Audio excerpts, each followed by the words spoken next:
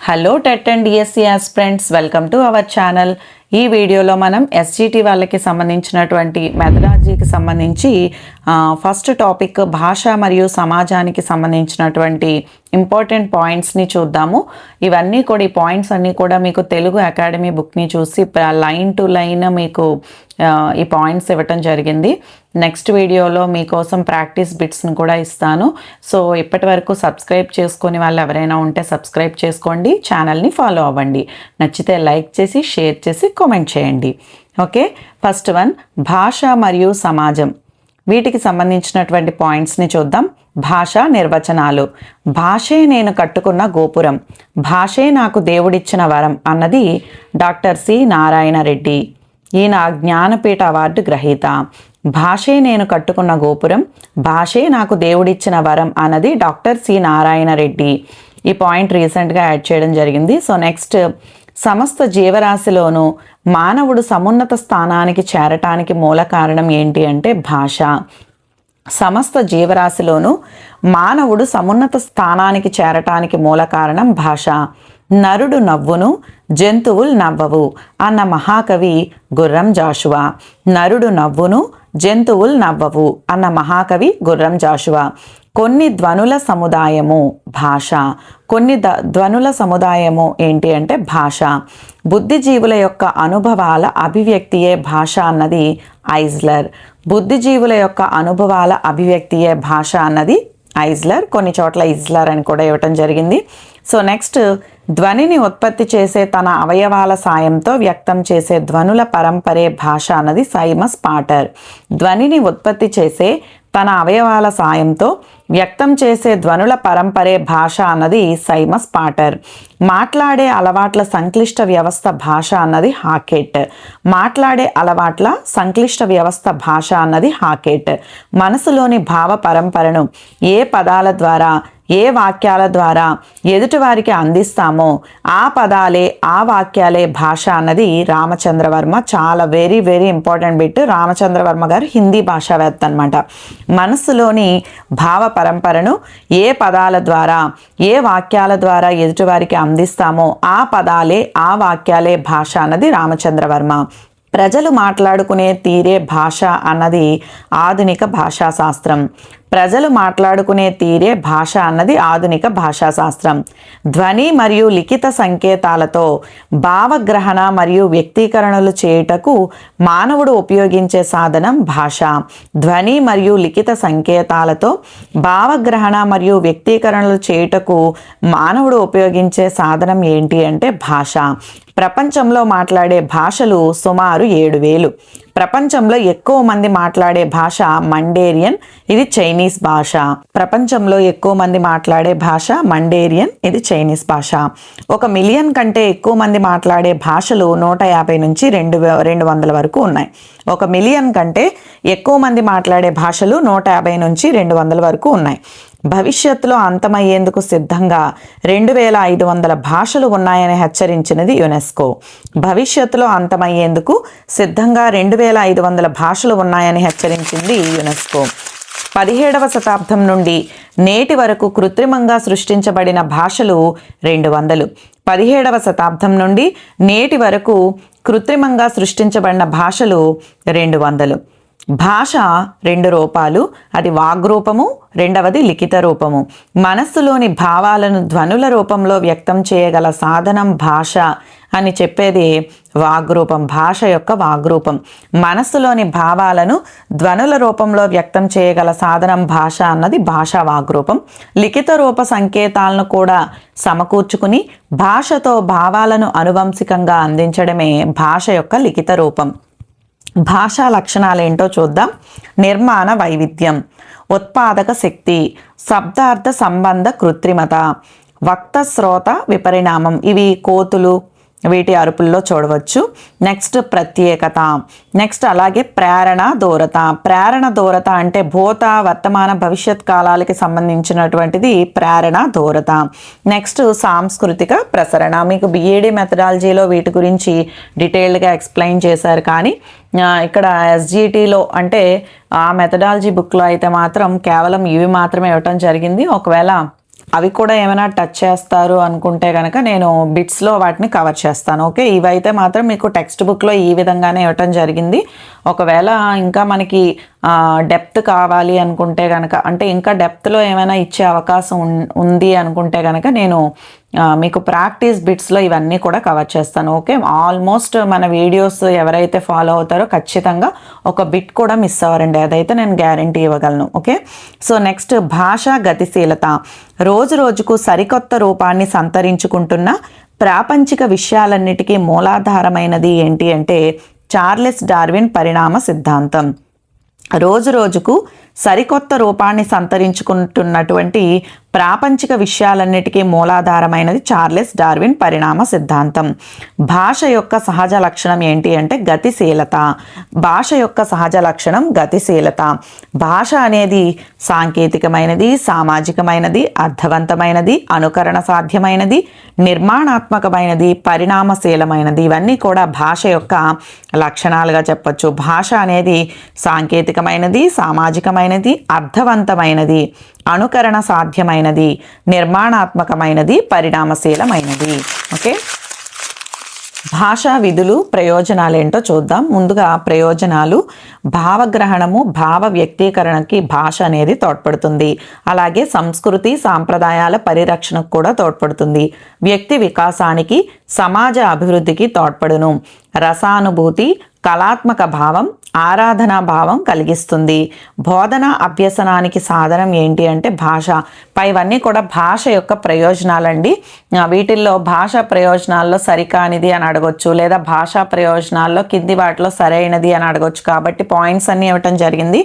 భావగ్రహణం భావ వ్యక్తీకరణకు తోడ్పడుతుంది. అలాగే సంస్కృతి సాంప్రదాయాల పరిరక్షణకు తోడ్పడుతుంది. వ్యక్తి వికాసానికి, సమాజ అభివృద్ధికి తోడ్పడును. రసానుభూతి, కళాత్మక భావం, ఆరాధనా భావాన్ని కలిగిస్తుంది. ఇవి భాష యొక్క ప్రయోజనాలు. అండ్ కొన్ని భాషా విధుల్ని చూద్దాం. సలహా కోరడం, ఆప్యాయతను వ్యక్తం చేయటం, ధన్యవాదాలు చెప్పటం, నచ్చిన విషయాలను ప్రశంసించటం, సౌందర్యాన్ని ఆరాధించడం, చమత్కారంగా మాట్లాడటం. ఇవన్నీ కూడా భాషా విధులు. భాషా విధులు ఏంటి అంటే సలహా కోరడం, ఆప్యాయతను వ్యక్తం చేయటం, ధన్యవాదాలు చెప్పటం, నచ్చిన విషయాలను ప్రశంసించటం, సౌందర్యాన్ని ఆరాధించటం, చమత్కారంగా మాట్లాడటం. ఓకే, నెక్స్ట్ భాషాపరమైన ఏ భావ ప్రకటన లక్ష్యాలనైనా సన్నివేశాల ద్వారా, సందర్భాల కల్పన ద్వారా, చర్చల ద్వారానే ఇవన్నీ సాధిస్తామని సూచించినది క్రషన్ మరియు టెరైల్. భాషాపరమైనటువంటి ఏ భావ ప్రకటన లక్ష్యాలనైనా సన్నివేశాల ద్వారా, సందర్భాల కల్పన ద్వారా, చర్చల ద్వారానే ఇవన్నీ సాధిస్తామని సూచించినది క్రషన్ మరియు టెరైల్. అంతా భాష సంపాదితం, అక్వైర్డ్ యాక్టివిటీ అన్నది లియోనార్డ్ బ్లూమ్ఫీల్డ్. అంతా భాష సంపాదితం అన్నది ఎవరు అంటే లియోనార్డ్ బ్లూమ్ఫీల్డ్ 1933లో. ఎవరు తెచ్చిన మార్పుల వలన భాషాశాస్త్రం ఇతర శాస్త్రాలకు మార్గదర్శకమైంది. ఎవరు తెచ్చిన మార్పుల వలన అంటే నోమ్ చామ్స్కీ. చామ్స్కీ విప్లవాన్ని అప్పటి నుంచే స్టార్ట్ అయిందనమాట. చామ్స్కీ విప్లవం అనేది ఎవరు తెచ్చినటువంటి మార్పుల వలన భాషాశాస్త్రం, ఇంతకుముందు ఇతర శాస్త్రాల వలన భాషాశాస్త్రం అనేది ఇతర శాస్త్రాల నుండి స్ఫూర్తిని పొందితే భాషాశాస్త్రం అనేది ఇతర శాస్త్రాలకు మార్గదర్శకం అయింది మాత్రం ఎప్పటి నుంచి అంటే ఎవరు తెచ్చిన మార్పుల వలన అంటే నోమ్ చామ్స్కీ. సో దీన్నే చామ్స్కీ విప్లవం అని కూడా అంటారు. నెక్స్ట్ భాషలో వాక్య నిర్మాణానికి ఎక్కువ ప్రాముఖ్యతనిచ్చినది పరివర్తన వ్యాకరణ సిద్ధాంతం. భాషలో వాక్య నిర్మాణానికి ఎక్కువ ప్రాముఖ్యతనిచ్చినది పరివర్తన వ్యాకరణ సిద్ధాంతము. నెక్స్ట్ పరివర్తన వ్యాకరణ సిద్ధాంతాన్ని ప్రవేశపెట్టినది నోమ్ చామ్స్కీ. చాలా వెరీ వెరీ ఇంపార్టెంట్ బిట్ అండి. పరివర్తన వ్యాకరణ సిద్ధాంతాన్ని ప్రవేశపెట్టినది నోమ్ చామ్స్కీ. పిల్లల్లో భాష అభ్యసనం ఒక నియమానుసార కృత్యం, language is a rule governed activity అని భాషా సంపాదనలో విప్లవాత్మక ప్రతిపాదన తెచ్చినది ఎవరు అంటే నోమ్ చామ్స్కీ. పిల్లల్లో భాష అభ్యసనం అనేది ఒక నియమానుసార కృత్యం అని చెప్పినది ఎవరు అంటే నోమ్ చామ్స్కీ. ఎవరి కాలం నాటికి జానపద సాహిత్యం వాడుకలో ఉంది అంటే నన్నయ్య కాలం నాటికే జానపద సాహిత్యం వాడుకలో ఉంది. ఎరుక గలవారి చరితలు సమంజస బుద్ధిన్ అనే పద్యం ఎక్కడి నుంచి తీసుకోబడింది అంటే మహాభారతం నుంచి తీసుకోబడింది. జానపద విజ్ఞానాన్ని 4 విధాలుగా విభజిస్తూ భాషకు, సమాజానికి, సంస్కృతికి గల అవినాభావ సంబంధాన్ని నిరూపించినది రిచర్డ్ ఎం డార్సన్.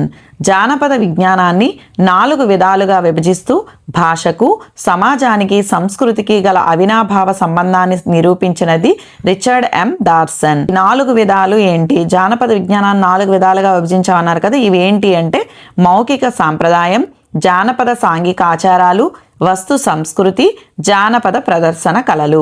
నెక్స్ట్ వన్, ఇది కూడా ఇంపార్టెంటే, జాతికి జీవన నాళిక జానపద గీతిక అన్నది ఎవరు అంటే శ్రీశ్రీ.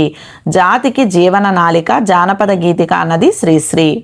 తమిళులు సౌరమానాన్ని పాటిస్తే తెలుగువారు పాటించేది చాంద్రమానం. తమిళులు సౌరమాన్ని పాటిస్తే తెలుగువారు చాంద్రమానాన్ని పాటించేవారు. ఒక చేత కలం పట్టి కవితలు రాస్తూ మరో చేత హలం పట్టి పొలం దున్నిన సహజ కవి పోతన మహాభాగవతాన్ని రాశారు. ఒక చేత కలం పట్టి కవితలు రాస్తూ మరో చేత హలం అంటే నాగలి కదా, నాగలి పట్టి పొలం దున్నిన సహజ కవి పోతన. జన్మ సంబంధం లేకపోయినా తుల్య లక్షణాలు కలిగి ఉన్న భాషలు మాట్లాడే ప్రదేశం బహుభాషా ప్రదేశం. ఈ బహుభాషా ప్రదేశానికి గొప్ప ఉదాహరణే మన భారతదేశం. భాషా రూపాలు ఏంటో చూద్దాం. తెలుగు భాషలో వాగ్రూప భాషకు లిఖిత రూప భాషకు చాలా తేడాలు ఉండటం మొట్టమొదట గమనించినది ఏట్స్ ద్వారా. ఈయన వైజాగ్ డిఓగా చేసినప్పుడు ఇది గమనించారనమాట. తెలుగు భాషలో వాగ్రూప భాషకు లిఖిత రూప భాషకు చాలా తేడాలు ఉండటం మొట్టమొదట గమనించినది ఏట్స్ ద్వారా. గురజాడ అప్పారావు గారు వ్యవహారిక భాషలో రాసిన నాటకం కన్యాశుల్కం. గురజాడ అప్పారావు గారు వ్యవహారిక భాషలో రాసిన నాటకం కన్యాశుల్కం. మొట్టమొదట వ్యవహారిక భాషలో రాసిన నాటకం ఏది అంటే కన్యాశుల్కం. దీన్ని ఎవరు రాశారు? గురజాడ అప్పారావు గారు. తన నవ్య కవిత్వంతో వ్యవహారిక భాషోద్యమాన్ని ఉన్నత శిఖరాలకు చేర్చినది ఎవరు అంటే మహాకవి శ్రీశ్రీ. తన నవ్య కవిత్వంతో యాక్చువల్గా వ్యవహారిక భాష ఉద్యమాన్ని గురజాడ అండ్ అలాగే గిడుగు రామ్మూర్తి పంతులు గారు ప్రారంభిస్తే దాన్ని ఉన్నత శిఖరాలకు చేర్చినది మాత్రం మహాకవి శ్రీశ్రీ. వ్యవహారిక భాష ఉద్యమాన్ని ప్రారంభించినది గిడుగు రామ్మూర్తి గారు. ఒక నిర్దిష్ట భౌగోళిక ప్రాంతంలో ప్రజలు ఉపయోగించే భాషా వ్యవహార రూపమే మాండలికం. ఒక నిర్దిష్ట భౌగోళిక ప్రాంతంలో ప్రజలు ఉపయోగించే భాషా వ్యవహార రూపం ఏంటి అంటే మాండలికం. ఉమ్మడి ఏపీలోని మాండలికాలు 4, ప్రస్తుతం ఏపీలో మాండలికాలు 3. ఎందుకంటే మనకి తెలంగాణలో 10 జిల్లాలు వేరు రాష్ట్రం కింద ఉన్నాయి కాబట్టి ప్రస్తుతం ఏపీలోని మాండలికాలు 3. మాండలికాలు ప్రధానంగా ఎన్ని అంటే 4 రకాలు. ప్రాంతీయ మాండలికాలు, సామాజిక మాండలికాలు, చారిత్రక మాండలికాలు, జీవశాస్త్రానుసార మాండలికాలు. గాబు నిండా నీళ్లున్నాయి అనేది పల్నాడు ప్రాంతం వాళ్ళ యొక్క మాండలికం. అరుంధతికి అరంజ్యోతి అనేది కుల మాండలికం. మాండలిక భాషా ప్రయోజనాలు ఏంటి అంటే భాషా వైవిధ్యం. నెక్స్ట్ అలాగే భాషా వైవిధ్యం అనేది కలుగుతుంది. ఈ వైవిధ్యం వలన సౌందర్యం కలుగుతుందన్నమాట. సాహిత్యంలోని పాత్రలకు సహజత్వం వస్తుంది. ఒకే రకమైన కొత్త భాష రూపొందుతుంది. సంప్రదాయ సిద్ధ నిర్మాణానికి విరుద్ధమైన భాషా లక్షణం కనిపించడమే ఆదాన పదం అంటాం. మాండలిక భాషా ప్రయోజనాలు ఏంటి అంటే భాషా వైవిధ్యము, ఆ వైవిధ్యం వలన సౌందర్యం కలుగుతుంది. సాహిత్యంలో ఉండేటటువంటి పాత్రలకి సహజత్వం వస్తుంది. ఒకే రకమైనటువంటి కొత్త భాష అనేది రూపొందుతుంది. మాండలికాల గురించి చాలా బ్రీఫ్గా ఇక్కడ ఇవ్వడం జరిగింది. బిఎడ్ లెవెల్లో అయితే కనుక మనకి మాండలికం అండ్ అలాగే గ్రాంధిక భాష, వ్యవహారిక భాష ఇవన్నీ డీటెయిల్డ్గా ఇవ్వడం జరిగింది. ఇన్ కేస్ మాకు ఇంకా డెప్త్గా కావాలనుకుంటే కనుక బిఎడ్కి సంబంధించినటువంటి వీడియోస్లో మీరు చూడండి. మ్యాక్సిమం నేను ప్రాక్టీస్ బిట్స్లోని మోస్ట్ ఇంపార్టెంట్ బిట్స్లో ఇవన్నీ కూడా మీకు కవర్ చేసిస్తాను, డోంట్ వరీ. సో నెక్స్ట్, సాంప్రదాయ సిద్ధ నిర్మాణానికి విరుద్ధమైన భాషా లక్షణం కనిపించడం ఏంటి అంటే ఆదాన పదం. ఇతర భాషా సంపర్కం వలన వచ్చినటువంటి పదాలు అన్యదేశ్యాలు. ఇతర భాషా సంపర్కం వలన వచ్చిన పదాలు అన్యదేశ్యాలు. మనిషికి మనిషికి గల తేడాలాగే మనిషి మాట్లాడే మనిషికి ఎట్లా అయితే తేడా ఉంటుందో అదేవిధంగా మనిషి మాట్లాడే భాషకు కూడా తేడా ఉంటుంది కదండి. సో దీన్ని ఏమంటాము అంటే వయోక్తిక భాష లేదా వ్యక్తిగత భాష అని చెప్పేసి అంటాం. మనిషి మాట్లాడే భాషకు ఉండే తేడానే వయోక్తిక భాష లేదా వ్యక్తిగత భాష అని చెప్పేసి అంటాం. ఏ భాషను గృహ భాషగా భాషావేత్తలు అంగీకరిస్తున్నారు అంటే బాల్య దశలో ఏదైతే నేర్చుకుంటున్నామో దాన్నే గృహ భాషగా భాషావేత్తలు అంగీకరిస్తున్నారు. బాల్యంలో ఎటువంటి పిల్లలు అత్యంత ప్రతిభావంతులు అవుతారు అని భాషావేత్తలు నిర్ధారిస్తున్నారు అంటే ద్విభాషా గ్రాహకులు. ఎవరైతే రెండు భాషల్ని నేర్చుకుంటారో అటువంటి వాళ్ళు బాల్యంలో ఎవరైతే నేర్చుకుంటారో వాళ్ళు అత్యంత ప్రతిభావంతులు అవుతారంట. సో నెక్స్ట్, ఏ భాష ప్రభావం గృహ భాష వ్యక్తిగత భాష పైన ఉంటుంది అంటే పరిసరాల భాష. ఏ భాషా ప్రభావం గృహ భాష వ్యక్తిగత భాష పైన ఉంటుంది అంటే పరిసరాల భాష. కావ్య భాషలోనైనా జానపద భాషలోనైనా భాషా సౌందర్య లక్షణాన్ని గుబాలింపచేసేవి ఏంటి అంటే లోకోక్తులు, జాతీయాలు, నుడికారాలు పదబంధాలన్నమాట. కావ్య భాషలోనైనా జానపద భాషలోనైనా భాషా సౌందర్య లక్షణాన్ని గుబాలింపచేసేవి లోకోక్తులు, జాతీయాలు, నుడికారాలు. నెక్స్ట్, బోధనా మాధ్యమంగా తెలుగు ఎట్లా ఉండేదంటే భారతదేశంలోని మన విద్యాలయాల్లో ఆంగ్లాన్ని బోధనా భాషగా ప్రవేశపెట్టింది ఎవరు అంటే లార్డ్ మెకాలే. 1835లో భారతదేశంలో మన విద్యాలయాల్లోని ఆంగ్లాన్ని బోధనా భాషగా ప్రవేశపెట్టింది లార్డ్ మెకాలే. మహాత్మా గాంధీ మాతృభాష మాధ్యమంగా రూపొందాలని మాతృభాష ప్రాధాన్యత గూర్చి 1938లో ఏ పత్రికలో రాశారు అంటే హరిజన పత్రిక. ఏ పత్రిక? హరిజన పత్రిక. పాఠశాల స్థాయి నుండి విశ్వవిద్యాలయ స్థాయి వరకు మాతృభాషలోనే విద్యాబోధన జరగాలని సూచించిన కమిషన్ ఏంటి అంటే 1948 Radhakrishna commission, 1952 Mudaliar commission and 1964-66 Kothari విద్యా కమిషన్. ఇవన్నీ కూడా పాఠశాల స్థాయి నుండి విశ్వవిద్యాలయ స్థాయి వరకు మాతృభాషలోనే విద్యాబోధన జరగాలి అని చెప్పేసింది ఈ కమిషన్స్ అన్నీ కూడా. ఇప్పటి పరిస్థితి అయితే చాలా దారుణంగా ఉందండి. మాతృభాషలో పాఠశాల స్థాయి నుంచే మన మాతృభాష అనేది లేదు. ఈ రకంగా చూసుకుంటే చాలా బాధ కలుగుతుంది నాకైతే. సో నెక్స్ట్, పిల్లల భాష ఉపాధ్యాయుడు పుస్తకాన్ని రాసింది ఎవరు? పిల్లల భాష ఉపాధ్యాయుడు పుస్తకాన్ని రాసింది ప్రొఫెసర్ కృష్ణకుమార్. 1969లో ఇంటర్మీడియట్లోను 1971లో డిగ్రీ స్థాయిలో కూడా రాష్ట్రం అంతా కూడా బోధనా మాధ్యమాన్ని చేసేసారనమాట. సో నెక్స్ట్, అశోకుని మరణానంతరం దక్షిణాపథంలో స్వతంత్రంగా ఆంధ్ర రాజ్యాన్ని స్థాపించింది ఎవరు అంటే శ్రీముఖుడు. అశోకుని మరణానంతరం దక్షిణాపథంలో స్వతంత్రంగా ఆంధ్ర రాజ్యాన్ని స్థాపించినది శ్రీముఖుడు. శాతవాహనుల పరిపాలనా కాలం 4.5 దశాబ్దాలు, 30 మంది రాజులు పరిపాలించారు. శాతవాహనుల పరిపాలనా కాలం 4.5 దశాబ్దాల పాటు 30 మంది రాజులు పరిపాలించారు. శాతవాహన సామ్రాజ్యం ఎక్కడి వరకు విస్తరించింది అంటే తూర్పున బంగాళాఖాతం నుంచి పడమటి కనుమల వరకు విస్తరించి ఉంది. ఏ విషయంలోనైనా సరే ప్రభుత్వం నిర్ణయం తీసుకోవాలంటే సంబంధిత దస్త్రం గుమస్తా రాసే విధానాన్ని ఏమంటారు అంటే టాటన్ హోమ్ అని అంటారు. ఏ విషయంలోనైనా సరే ప్రభుత్వం నిర్ణయం తీసుకోవాలంటే దానికి సంబంధించినటువంటి దస్త్రం ఎవరు రాస్తారు? గుమస్తాలే కదండి రాస్తారు. ఈ గుమస్తా రాసేటటువంటి విధానాన్ని ఏమంటారు అంటే టాటెన్ హోమ్. గుమస్తాలను తయారు చేయడానికి శక్తివంతమైన బీజాలు వేసింది ఎవరు అంటే లార్డ్ థామస్ బాబింగ్టన్ మెకాలే. గుమస్తాలను తయారు చేయడానికి శక్తివంతమైన బీజాలు వేసింది lord Thomas Babington Macaulay. Next, British వారు భారతదేశ భాషలకు పెట్టిన పేరు ఏంటి అంటే వెర్నాక్యులర్స్. బ్రిటిష్ వారు భారతదేశ భాషలకు పెట్టిన పేరు వెర్నాక్యులర్స్. వెర్నా అనేది లాటిన్ పదం. వెర్నా అనగా బానిస అని అర్థం. గాంధీజీకి గురుతుల్యుడు ఎవరు అంటే దాదాబాయి నౌరోజీ.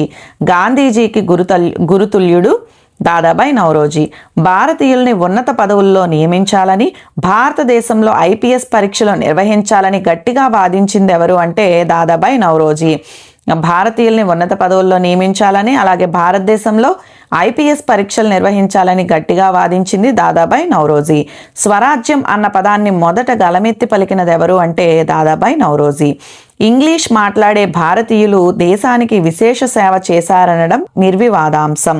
అయితే వారు ప్రజల భాష నేర్చుకోకపోవటం వలన దేశ ప్రగతి కుంటిపడుతుంది అని వ్యక్తం చేసినది గాంధీజీ యంగ్ ఇండియా పత్రికలో ఈ విధంగా స్టేట్మెంట్ ఇవ్వడం జరిగింది. ఆంధ్రప్రదేశ్లో తెలుగును అధికార భాషగా చేయటానికి జీవో నెంబర్ 113 113 1974లో ఏర్పాటైంది. ఏంటి అంటే అధికార భాషా సంఘం. ఆంధ్రప్రదేశ్లో తెలుగును అధికార భాషగా చేయటానికి జీవో నెంబర్ 113 1974లో ఏర్పాటైనది అధికార భాషా సంఘం. లింగ్విస్టిక్ సర్వే ఆఫ్ ఇండియాలో గ్రియర్సన్ 1098 నుంచి 1928 వరకు కూడా భారతదేశంలో గల భాషలేమో 179, మాండలికాలు 544గా పేర్కొనడం జరిగింది. భారత ప్రభుత్వం షెడ్యూల్లో పేర్కొన్న గుర్తింపబడిన భాషలు 22. భారతదేశంలో మాట్లాడబడుతున్న మొత్తం మాతృభాషలు 1365. అందులో ప్రభుత్వంచే గుర్తింపబడినటువంటి మాతృభాషలు భారతదేశంలో మాట్లాడుతున్నవి అయితే 1365, ప్రభుత్వంచే గుర్తింపబడినటువంటి మాతృభాషలు 234. ఓకే, నెక్స్ట్ ప్రామాణిక భాషకు గల పేరు శిష్ట వ్యవహారిక భాష.